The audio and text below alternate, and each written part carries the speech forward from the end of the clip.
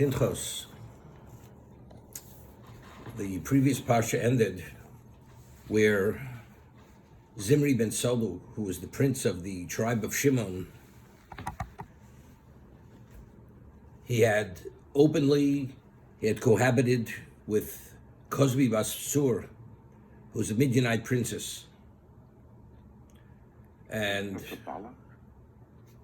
as a result of this involvement, being a prince that he was, Shevet Shimon, his tribe, were involved with the Baal Peor. There was a plague, 24,000 Jews died in this plague.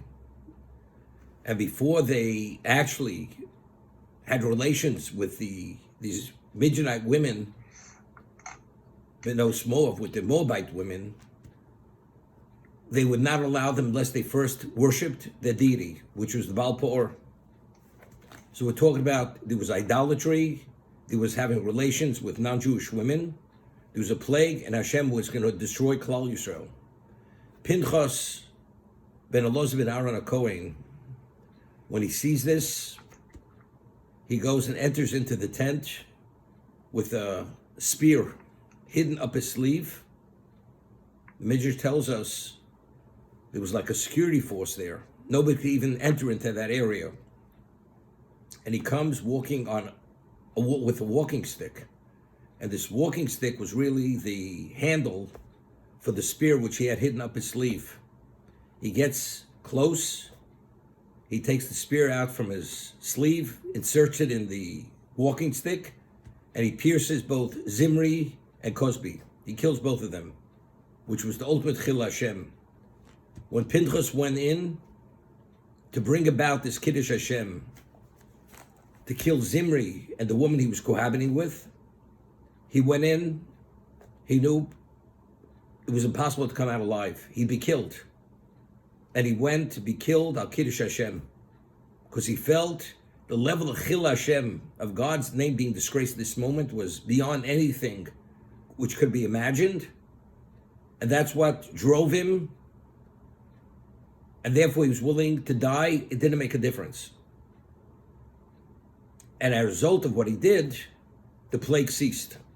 He was able to quell the Midas Hadin, which came about due to this Chil Hashem, idolatry, promiscuity with non-Jewish women, cohabiting.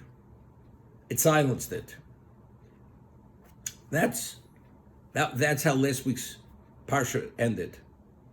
Hashem says to Moshe, I want you to tell Klal Yisrael. It says, Vayideber Hashem Moshe leimor. Now, very often things happen. We attribute it to many things which are really baseless. We think it is, but it's not. So Hashem says to Moshe, it's important for you to tell Klal Yisrael why the wrath of Hashem was withdrawn. It's fully and only attributed to Pinchas' act of zealotry, not to anything else. It's not maybe they had a schus, maybe a sufficient amount of Jews died, and that's why it ceased. No, it's purely because Pinchas ben Elazar ben Aaron HaKohen, Heishev es Chamosi me'al b'nei Yisrael, Bekano es Kinosi. Pinchas ben Elazar ben Aaron HaKohen withdrew my wrath from Bnei Yisrael. Why? Bekano es Kinosi. This is very important. Because he avenged my vengeance, Besochem, in the midst, and only because of that, Lo chilisis b'nei Yisrael b'kinosi. And only because of that, I did not consume the Bnei Yisrael with my wrath. So it's only purely attributed to Pinchas for no other reason. But why? Because Bekano is kinosi. So Rashi says, what's kino is kinosi? Benikwas nagmosi. He avenged my vengeance.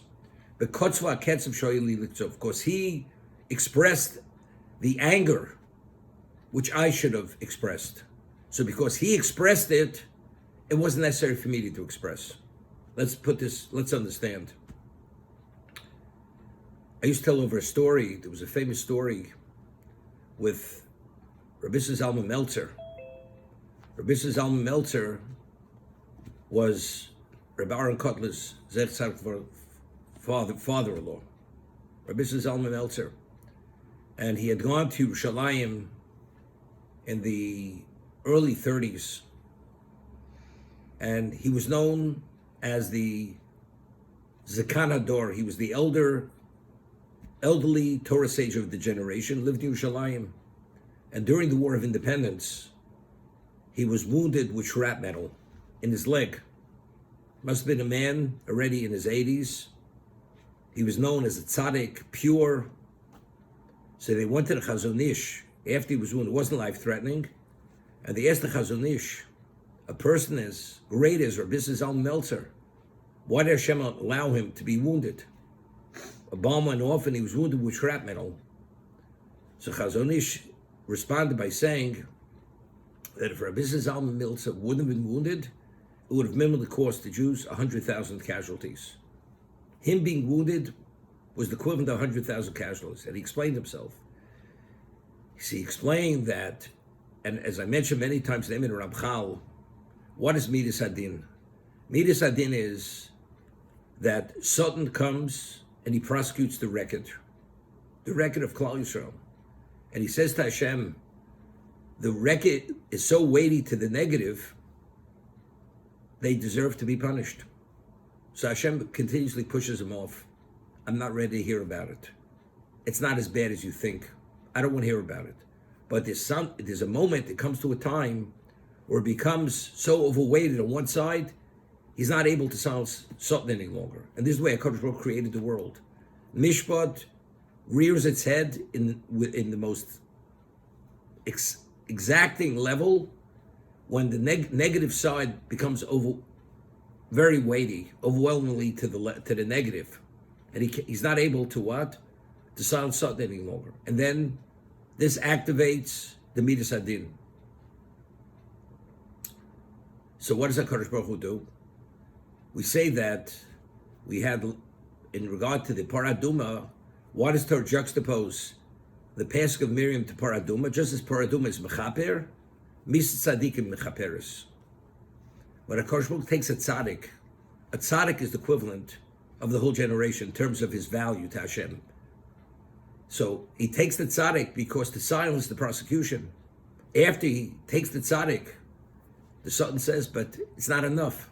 The HaKadosh Baruch Hu says, you just took my most beloved, my most precious. You want more Jews?